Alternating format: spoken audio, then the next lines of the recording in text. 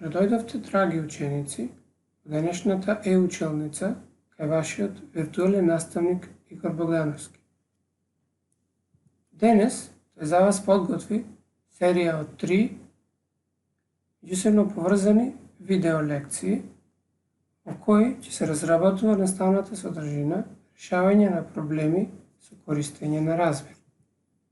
Целите кои наставникот планира да ги реализира во оваа наставна содржина се: ученикот умее да запише размер во неговата наједноставна форма, препознава размер зададен со одредени шеми, решава текстуални проблеми со размер. Првата задача, која што ќе се обидиме да ја решиме денес, е следната. Дадена е следната шема. Како што може да забележите, шемата се состои од одреден број на црвени квадрати и одреден број на црни квадрати. Да се определи односот на црвени спрема црни квадрати. Разгледувајќи ја следната шема, можеме да забележиме дека црвени квадрати имаме 2, 3, 4, 5, 6, 7 или 8.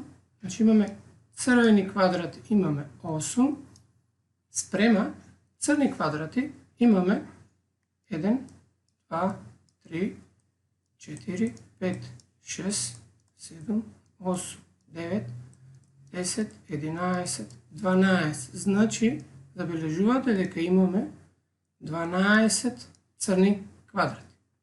Вториот дел од задачата вика, а односот на црни спрема црвени квадрати.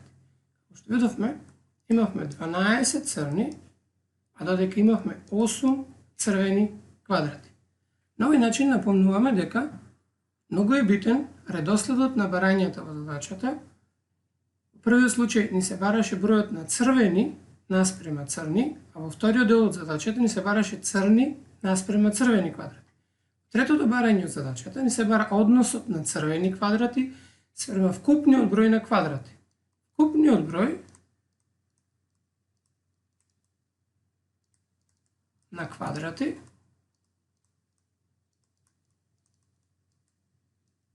по шемата, дадена погоре, е 8 плюс 12, односно 20 квадрати. А бидејќи црвени квадрати ни беа 8, односот на црвени спрема црни е 8 спрема 20. А дека последното барање на задачата ни бара да го најдеме односот на црни квадрати спрема црвени квадрати спрема вкупниот број на квадрати. Црни квадрати видовме дека имаме во задачата 12, црвени квадрати имавме 8, вкупниот број на квадрати е 20. Што можете да забележите, на обична шема во оваа задача ние напишавме вкупно 4 различни размери. Исто така, ако ја разгледаме дадената шема, можеме да забележиме дека после третиот црн квадрат шемата како да ни се повторува. Ова значи дека за да ја направиме шемата што беше дадена на почетокот,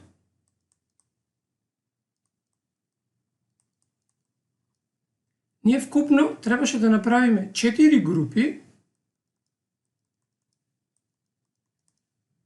или 4 различни шеми, така што во секоја шема односот на црвени спрема црни ќе биде 2 спрема 3.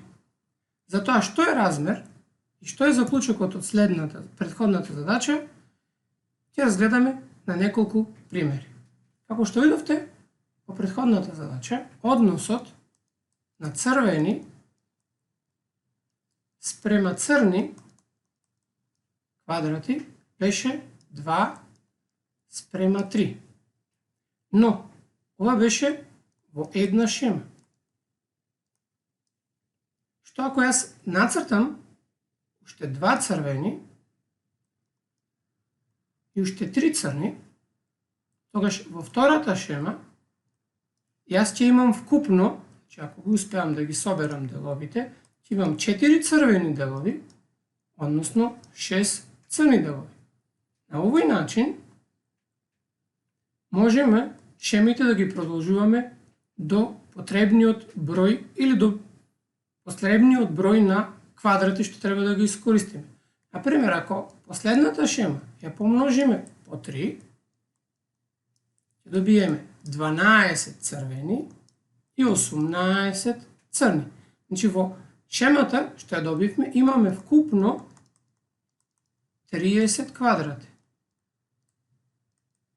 За сите вакви размери што се добиваат од еден почетен размер, што беше на почетокот 2:3, ние ќе ги викаме еднакви или еквивалентни размери. А додека почетниот размер од кој што почнавме, че размерот 2:3, го викаме размер во негова наједноставна форма, затоа што тој размер повеќе не може да се упростува. А секој друг размер што се добива со множење на двата броеви ќе биде размер еднаков на дадениот. Исто така, во овој дел треба да напоменеме дека во размерите двата броеви што се вклучени во него, или да се подсетиме на дефиницијата на размер, според која размер представува однос на две количества. При тоа, количеството 1 е представено со бројот 2 и количеството 2 представено со бројот 3 може да ги земеме во било каков однос, односно во смисла на мерна единица. Ако во размерот користиме мерни единици, треба да внимаваме мерните единици во двата броеви да бидат еднакви. Ако имаме примери, како што ќе видиме покасно, мерните единици да се различни, тогаш ние мораме прво да ги претвориме мерните единици.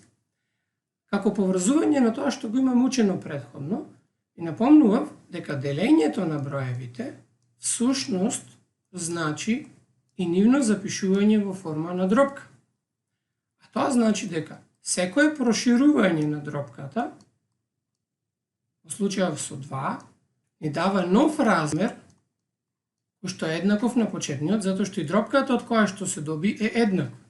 Истото се случува, например, и при кратењето на дробките. Ако оваа дробка ја скратам директно, например, со 3, ќе добијам дробката 6/4, што е еднаков на размерот 6:4. Ако секој од овие два броеви ги скратам уште со по 2,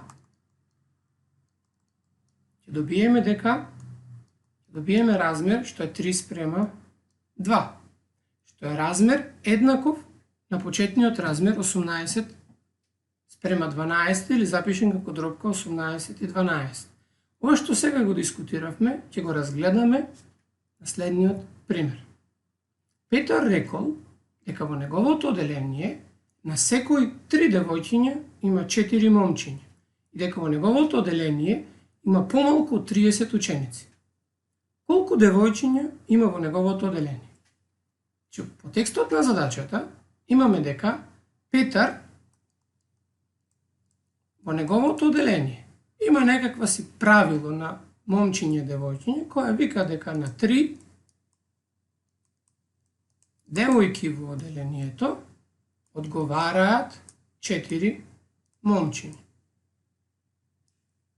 Па, например, ако со буквата Д ги означиме девојките во оделението, а со буквата М ги означиме момчињата во оделението, а бидејќи знаеме дека на секој 3 девојчиња следуваат 4 момчиња по било кој редослед, во тој случај оделението ќе има 3 плюс 4 или 7 ученици. Ако додадеме по истото правило 3 девојки, а бидејќи додаваме 3 девојки, треба да додадеме и 4 момчиња, че ако додадеме уште наредни 7 ученици, оделението сега ќе брои вкупно 14 ученици. Ако ова постапка ја додадеме, дека на секој 3 девојчиња имаме 4 момчиња, че додаваме уште 7 ученици, Наредно, у делението ќе брои 21 ученик. Ова постапка ја повторуваме затоа што знаеме дека има помалку 30 ученици. Ако додадеме уште 3 девојки, а бидејќи според правилото на секој 3 девојки додаваме уште 4 момчиња, тоа се значи уште 7 ученици, вкупно делението сега брои 28 ученици. Ако се обидеме да додадеме уште 3 девојки и 4 момчиња, затоа што уште еднаш повторувам, на секој 3 девојки имаме 4 момчиња. Значи, ако додадеме 2 девојки, не можеме да додадеме 4 момчиња според условот на задача. Това се уште 7 ученици. Во овој случај, оделението ќе брои 35 ученици, што е повеќе од тоа што ни требаше. Значи, следниот ред од машки и девојки не ни требаше. Значи, одговорот на задачата е: оделението на Петар има 4 по 3, 12 девојки, или имаме 4 по 4, 16 момчи. А ако се обидиме да го запишеме со еднакви размери, затоа што зборувавме претходно, значи, ако запишеме, со Д ги означиме девојките, а со М ги означиме момчињата, а со В ги означиме вкупниот број на ученици, или ја веќе ги означам со буквата У да одговараат на ученици, на 3 девојки одговараа 4 момчиња, односно вкупно 7 ученици. Бидејќи учениците требаше да бидат помалку од 30, значи вкупниот број на ученици требаше да биде помножен со 4, односно зголемен 4 пати.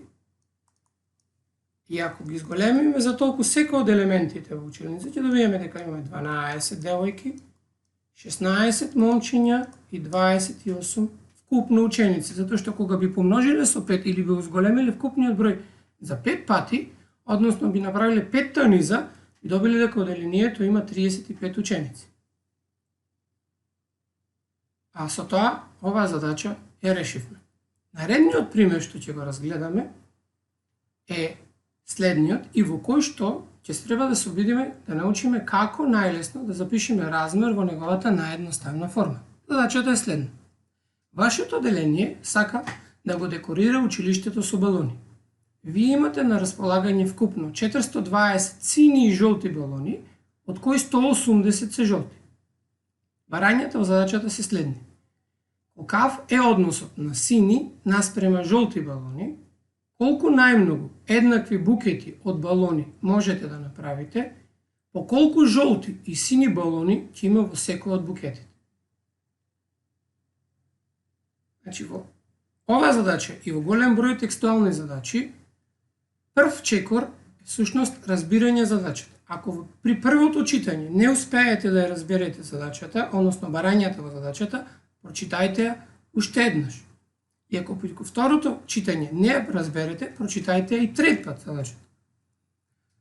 А во оваа задача имаме дека некое оделение сака да го декорира училиштето со балони.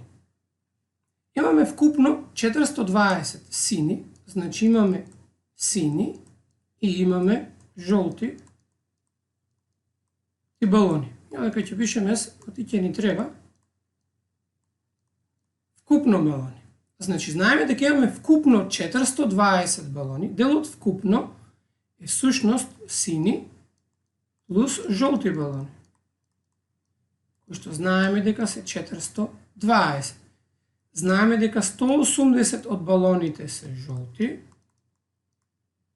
односно, на тој начин добиваме дека учениците во оделението мора да имаат 240 сини балони, затоа што 240 плюс 180 ќе ни дадат вкупниот број на балони. Сега да се вратиме на размерот на почетокот, што можеме да го составиме. Имаме сини, како што видовме, се 240 балони, спрема 180 по условот на задачата што се жолти и вкупниот број на балони е 420. Значи, односот на сини наспрема жолти балони е 240 спрема 180. Но, со тоа што ја решивме задачата но, бидејќи секој размер треба да биде запишен во неговиот наедноставен облик, освен ако тоа не е поинаку кажано во задачата. Значи ние треба дадениот размер да го упростиме. Дадениот размер можеме да го упростиме или запишувајќи го како дробки, или едноставно користејќи ги својствата за делење на броеви. Кога двете броеви искратиме со 10, ги намалиме 10 пати, ќе добиеме 24 спрема 18. Ако дадениот размер го скратиме, еве директно, например со 6, тогаш 24 поделено со 6 е 4, а 18 поделено со 6 е 3. Ако го допишам и делот на вкупниот број на балони, во првиот случај го имаме 42, а во вториот случај го имаме 7. Забележувате дека истата операција, односно намалувањето на 10 пати и 6 пати се случува и кај вкупниот број на балони. Значи, конечно, одговорот на нашата задача подаа дека односот на сини спрема жолти балони е 4 спрема 3. За задачата под Б, века колку најмногу еднакви балони можеме да направиме, бројот на најмногу еднакви балони во суштина ќе ни го представува производот од броевите 10 по 6, а тоа е 60. Тоа се броевите со кои што го намалувавме бројот на сини и жолти балони. Тоа е најголем број на букети.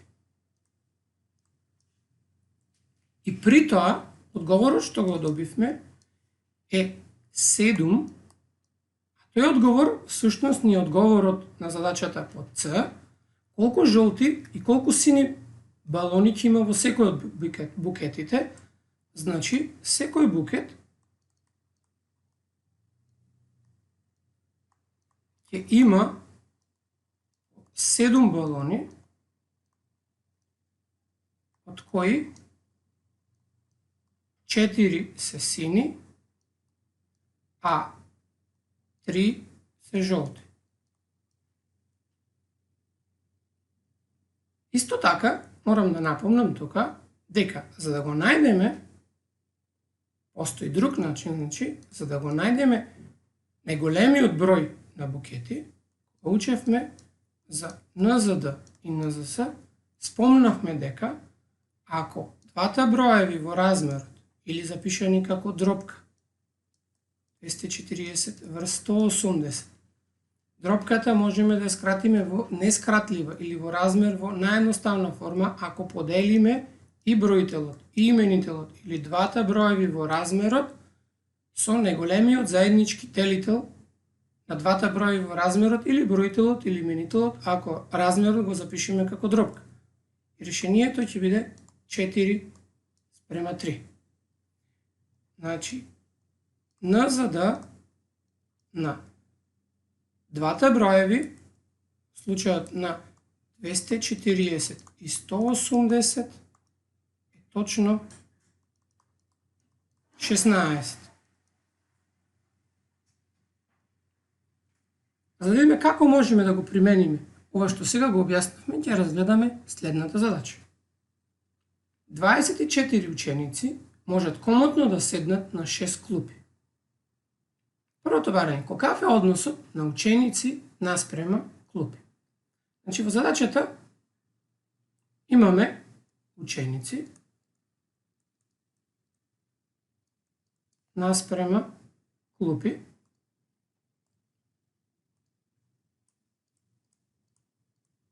Значи имаме 24 ученици кои што треба комотно да се распоредат на 6 клупи. Значи, ако секој од броевите во размерот ги поделам со еден исти број, че ги намалам 6 пати, ќе добиеме однос или размер 4 спрема 1.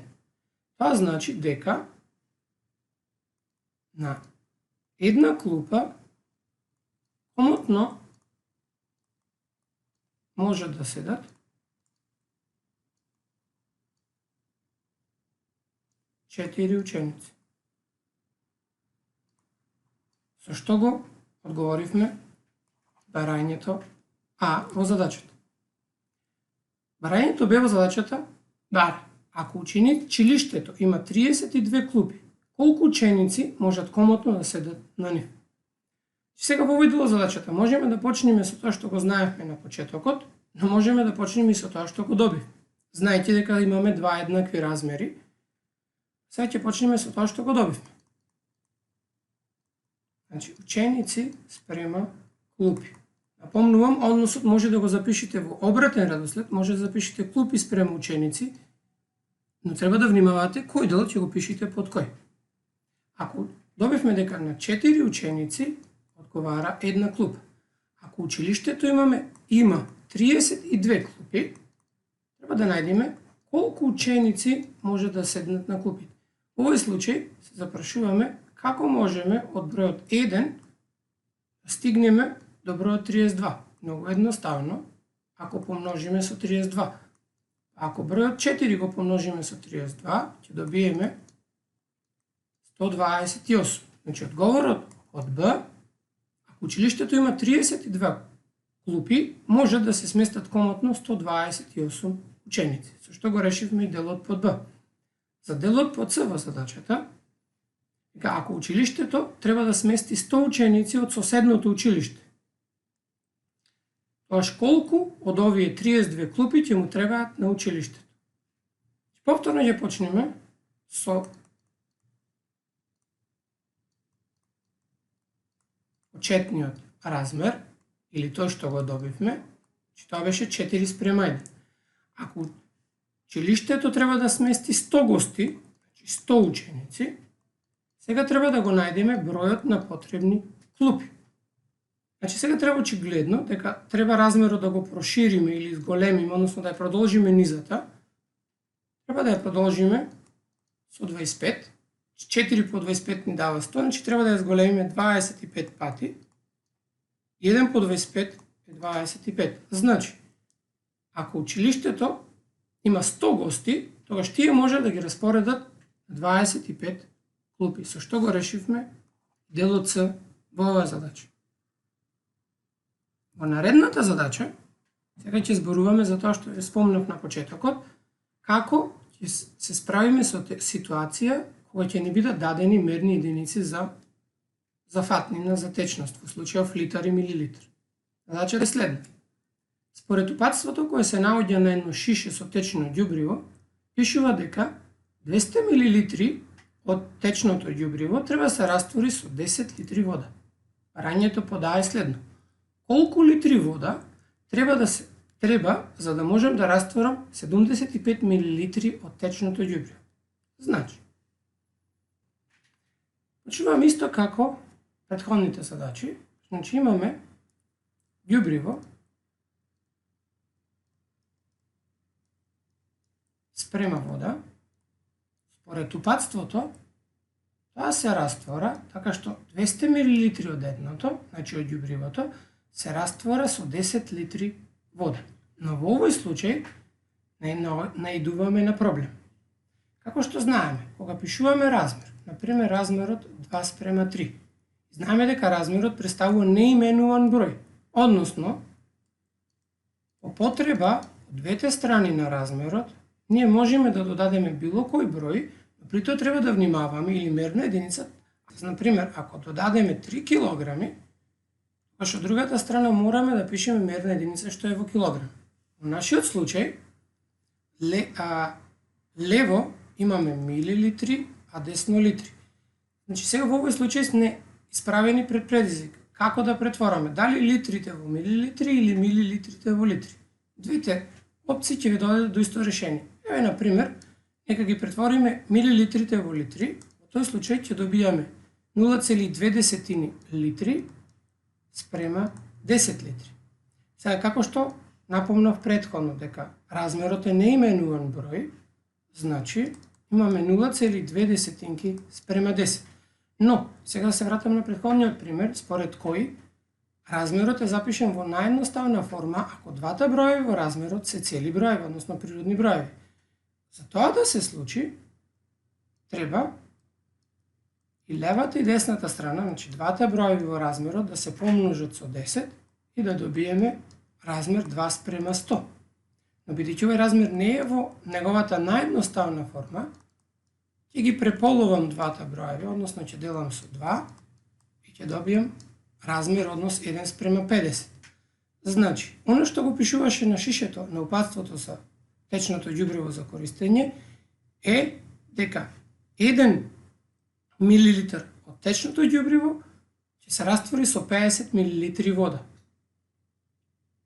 Сега, во задачата продолжуваме да го решиме тоа. Нас не ни требаат 1, туку ни требаат 75 милилитри. Затоа, секогаш е добра навика да го запишите поимите што се вклучени во размерот. Значи, ѓубриво спрема вода, имаме 1:50. Ние треба, имаме 75 милилитри вода, ѓубриво. Сега треба да определиме колку вода, односно тоа ќе биде милилитри, ќе ни треба. Забележувате дека од 1 до 75 ќе добиеме, ако го зголемиме количеството, 75 пати. Значи, ќе го добиеме водата, колку е, ако 50 го помножиме со 75.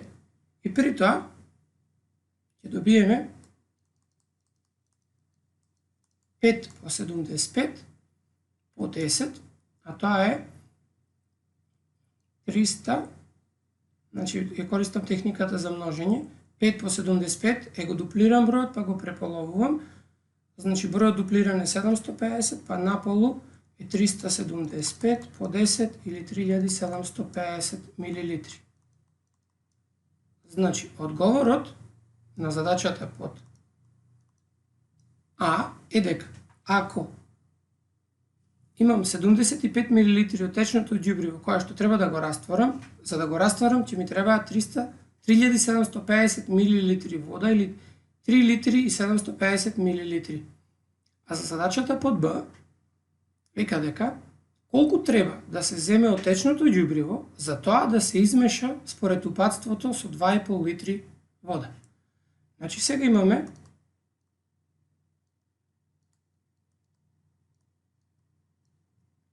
1:50.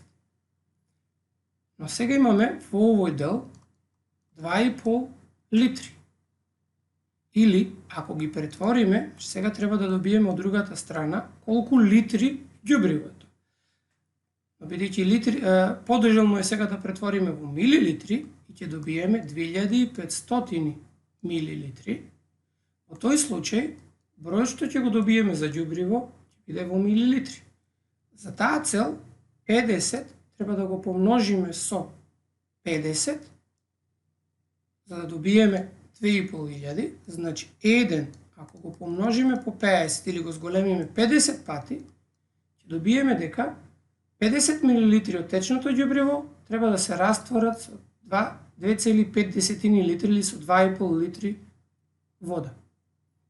Значи, во овој пример покажавме дека кога запишувате размер, видете се размерот да го запишете во неговата наједноставна форма и при тоа, ако имате дадено мерни единици, запишете ги во различни мерни единици, видете се да ги запишете во иста мерна единица. Во наредниот пример, ќе зборуваме нешто за примена на размер во пропорции или правилно пропорционално зголемување или намалување. Во рецептот за 20 бисквити ни требаат 250 грама путер, 150 грама шејкер, 300 грама брашно и едно јајце. Мила сака да направи 300 бисквити, кои ќе ги продава на училишниот панаѓур. По колку од секоја состојка треба да набави? А барањето под Б, таа дома сака да го вежба рецептот, но само има 200 грама путер. Колку бисквити при тоа може да направи? Оваквите задачи и слични, во кои што имаме различни рецепти, постапката е многу слична како претходните, за таа цел сега ќе објасниме истата. Запишуваме дека за 20 бисквити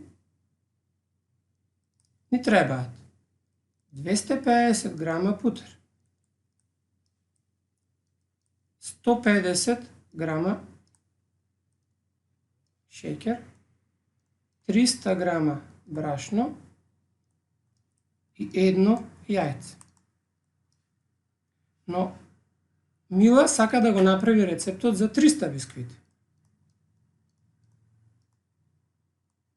Значи таја, за да направи 300 бисквити, треба првобитните состојки да ги зголеми 15 пати. Односно, секоја од состојките во низиниот првобитен рецепт треба да го зголеми 15 пати. Значи 250 грама путер треба да го помножи со 15 и тоа е, кој ќе ги помножиме бројките, тоа е 3750 грама путер. Ако 150 грама зголеми 15 пати, тоа е 2250 грама шеќер, а 300 грама зголемено по 15 е 4500 грама брашно. Односно, едно јајце зголемено 15, тоа се 15 јајца. Значи, за новиот рецепт на Мила ќе требаат 3750 грама путер, 2250 грама шеќер, 4500 грама брашно и 15 јајца. А додека за последниот дел од задачата,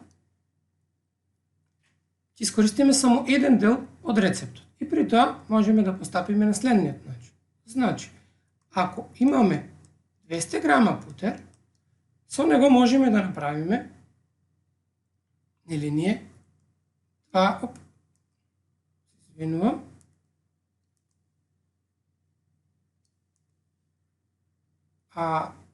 во првобитниот рецепт, значи со 250 грама путер, може да се направат 20 бисквити. Но Мила дома има 200 грама путер. Прашањето ни е колку бисквити може таа да направи. За таа цел, првобитниот размер, ќе запишем долу, ќе го скратиме со 10 пати, ќе го намалиме 10 пати, ќе го добиеме 25:2. Сега, значи на 25 грама путер, што го има, таа може да направи само две бисквити. Но, бидејќи таа има 200 грама путер, значи таа сега во овој случај треба да го зголеми 8 пати, 2 по 8 е 16, значи во случај Мила со 200 грама путер може да направи 16 бисквити. На овој начин помогнавме на Мила да ги направи бисквитите што и се потребни и да ги одговори прашањата. Во наредната задача ќе се обидиме да покажеме како можеме да го користиме размерот во изработки на различни макети, модели или цртежи. По географија сите вие учевте за размер. Во нашиот случај имаме размер 1:50, но еве следната задача. Макетата на вагон е направена во размер 1:50. Ако моделот е долг 12 cm, колкава е вистинската должина на вагонот? Десно на цртежот гледате една слика на вагон. Ако должината на вагонот е 12 cm, значи на моделот, на макетата, ние треба да најдеме колкава е неговата вистинска должина. Размерот во задачата е 1:50. Од тоа што го имате учено по географија, знаете дека првиот број во размерот ни покажува големина на карта или на модел или на скица, а додека вториот број во размерот е вистинска големина. Значи, овој размер можеме да го запишеме на следниот начин. На 1 cm на моделот одговараат 50 сантиметри во вистинска големина.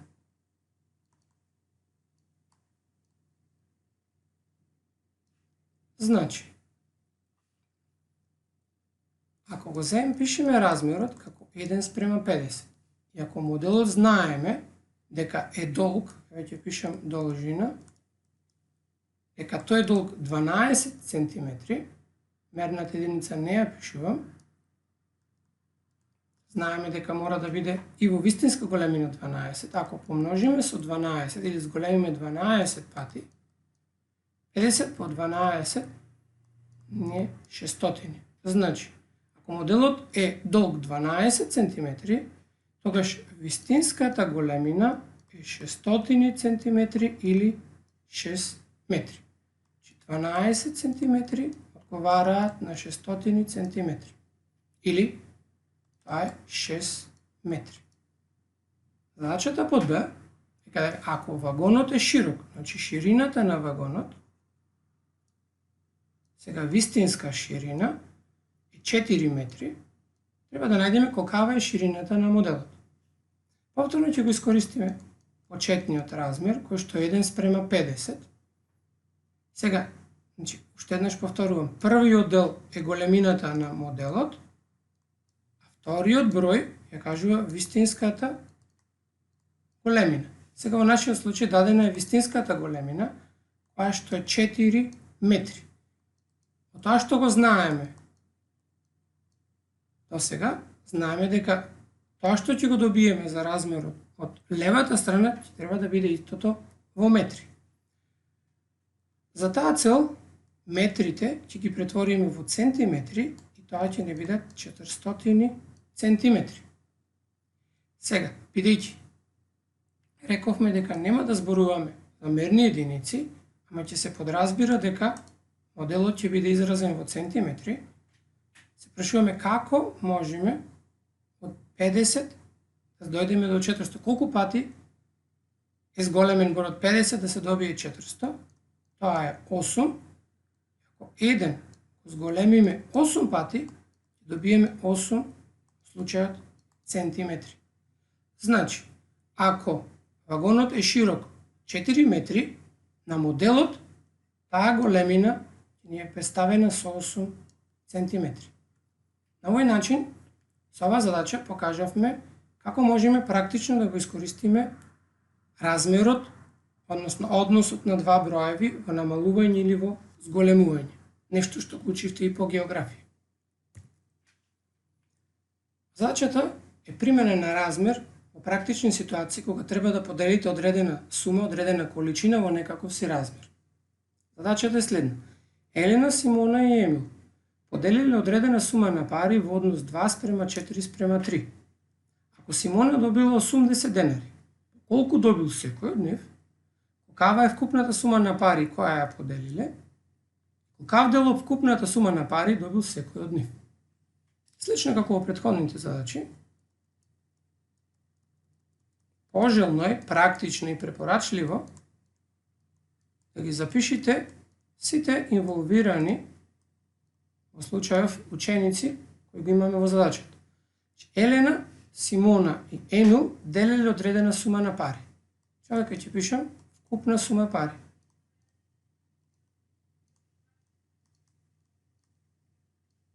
Значи, Елена зела 2 дела од парите, Симона зела 4 дела од парите, Емил вкупно зел 3 дела од парите. Делот со вкупната сума на пари, вкупно сега ќе представа 2 плюс 4, 6 и 3, 9 делови.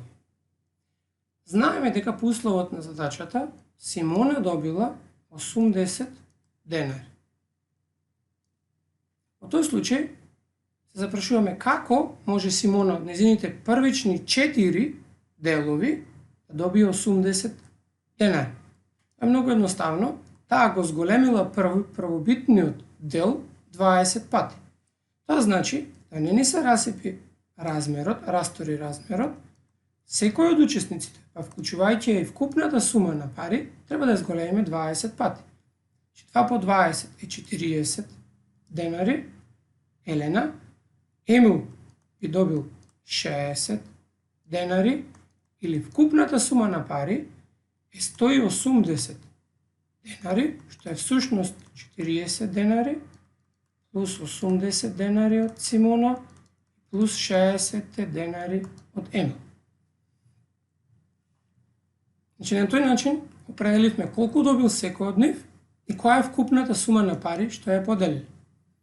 А последниот дел од задачата ни се бара колкав дел од вкупната сума на пари добил секој од нив. Во овој случај треба да се потсетиме за тоа како се пишуваше дробка како дел од целината. Пример, Елена, ако го искористиме првобитниот размер, знаеме дека таа зела 2 дела од вкупниот број на делови. Значи, двојката, е делот што го зела Елена, а бројот 9 ни го покажува вкупниот број на делови. Исто така забележувате дека 2 деветини е еквивалентно со 40 врз 180, затоа што дробката е проширена со 20. Исто за Симона,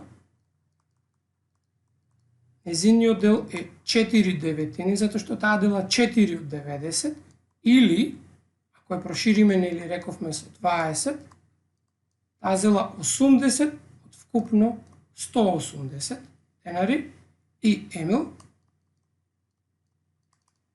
тој зел 3 делови од вкупно 9. За оваа дробка можеме и да ја упростиме ако сакаме. Тоа е 1/3, а тоа е еднаков на она што го добивме на крајот, 20 врз 60, или ако го прошириме, затоа што вкупно имаше 180, прошириме со 3, тој доби 60 денари. Еве на овој начин повторивме како дробката, како дел од цело е поврзано со размерот, што е запишено во неговата наједноставна форма.